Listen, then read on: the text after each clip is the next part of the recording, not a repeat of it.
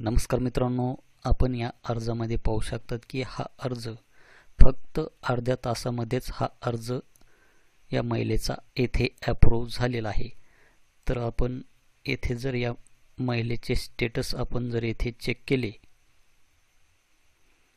तर आपण येथे पाहू शकतात की सुरुवातीला येथे आधार कार्ड नॉट अपलोड, त्यानंतर येथे आपल्याला upload RC card, the ration card number name is not matching अशा प्रकारे आपल्याला रिझन दिले होते।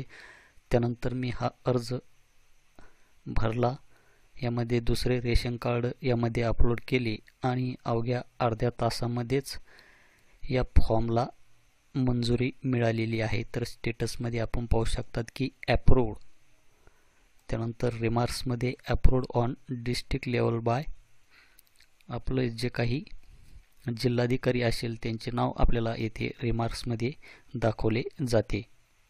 तर अवघ्या अर्ध्या तासाच्या आतच हा फॉर्म येथे अप्रूव्ह झालेला आहे, त्यामुळे आपण ही काळजी करण्याचे काही कारण नाही, कारण की आपले पण अर्ज हे अप्रूव्ह होणार आहे। फक्त यामध्ये असेच फॉर्म सध्या यामध्ये रिसबमिट होत नाही। तर जे काही आपण नारी शक्ती दूत ॲपवर अर्ज भरलेले असतील आणि परत इकडे या पोर्टलला अर्ज भरलेले असतील तर हे अर्ज सध्या रिसबमिट होत नाही।